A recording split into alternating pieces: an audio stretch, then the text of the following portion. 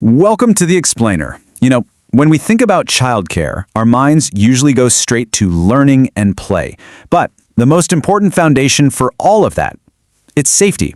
So today, we're going behind the scenes to really dig into the systems that keep our littlest learners secure. We'll look at everything from hidden hazards indoors to preparing for the unexpected, basically the entire blueprint for a truly safe environment. So, where do we kick things off? Well, our tour is going to start inside, right in the main learning environment. Then we'll head outdoors, because the safety rules definitely change out there. After that, we'll talk about what to do when things do go wrong by looking at first aid readiness. And we'll wrap it all up by mastering the one drill every center hopes they'll never need, but absolutely has to get perfect, the fire drill.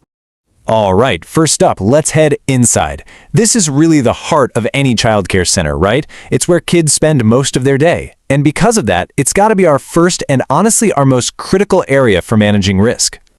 This question you see here is everything. It makes us shift our thinking from just reacting to problems to actually seeing the world through a child's eyes. What looks like a simple power outlet to us is a huge point of curiosity for them. Thinking like that is the real key to stopping accidents before they can even happen. What I really like about this is how it breaks down risk into zones. In the play area, the big dangers are things like furniture toppling over or that natural curiosity about electrical sockets. In the bathroom, you're worried about slips or water getting too hot.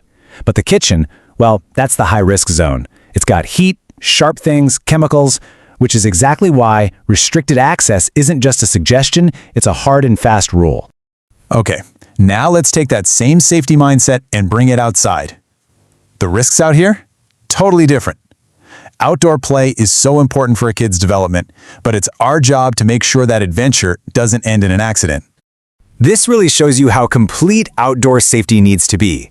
It's not just about checking the swings. It's making sure the ground underneath them is a soft, impact-absorbing surface. It's knowing that water play means you need eyes on the kids at all times.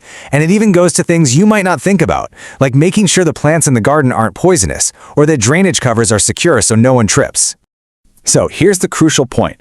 Outdoor safety isn't a one-and-done kind of job. Before any child even steps a foot outside, a staff member needs to do a full visual sweep of the area. They're on the lookout for broken equipment, strange objects, anything that wasn't there yesterday. This simple daily habit is, without a doubt, the most effective first line of defense.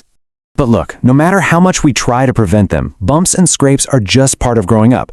So what happens when an incident does occur? Being ready to respond is just as critical as all the prevention stuff we've been talking about. The absolute cornerstone of any response plan is the first aid kit. But it's so much more than just a box with some bandages. It's a carefully thought-out toolkit designed for immediate action.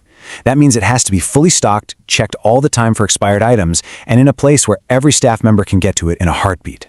And when you do need to act, this four-step process is your guide. It's a universal framework. And notice that provide care is actually step 3. Before you do a single thing, you assess the situation and, this is so important, make sure the area is safe for everyone. Rushing in can actually make things worse. This logical sequence is what helps replace panic with purpose. And now for our final and maybe most critical topic, the fire drill. This is the ultimate test of a center's safety plan. It's where practice isn't just important, it's everything. So to get ready for a fire, we first have to understand where the biggest risks are. And almost always, they come from one of these 3 things. Cooking incidents in the kitchen, electrical circuits that are overloaded or faulty, and flammable stuff like cleaning supplies not being stored correctly. If you focus your prevention efforts right here, you can dramatically lower the risk. This slide just cuts right to the chase. In a real emergency, you've got 2 options, panic or a plan. Panic leads to chaos, hesitation, and wasted time. But a practiced plan, that replaces fear with clear, automatic actions. It leads to a calm and efficient evacuation. This is exactly why we drill. So here's that plan in action. It starts with an alarm that everyone instantly recognizes, no confusion.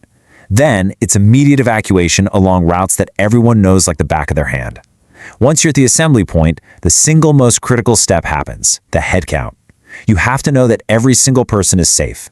And nobody, absolutely nobody goes back inside until the professionals give the official all clear. Okay, what about the tools for fighting a small fire? Well, a fire extinguisher is totally useless if it's expired, hidden away in a closet, or if nobody knows how to use it. Proper management means regular maintenance checks, putting them in easy-to-reach spots with clear signs, and, this is critical, training staff on how to actually operate one correctly and safely. And this really gets to the heart of it. In a real emergency, there's no time to think. There's only time to act. Evacuation routes can't just be a map on the wall. They need to be burned into the muscle memory of every staff member and every child. And the only way to build that memory is through regular, calm practice. This quote really says it all, doesn't it? The whole point of a drill isn't to scare people, it's to get rid of the fear. It turns a terrifying, chaotic event into a series of predictable actions. Practice doesn't just make perfect. In a situation like this, practice is what makes everyone safe.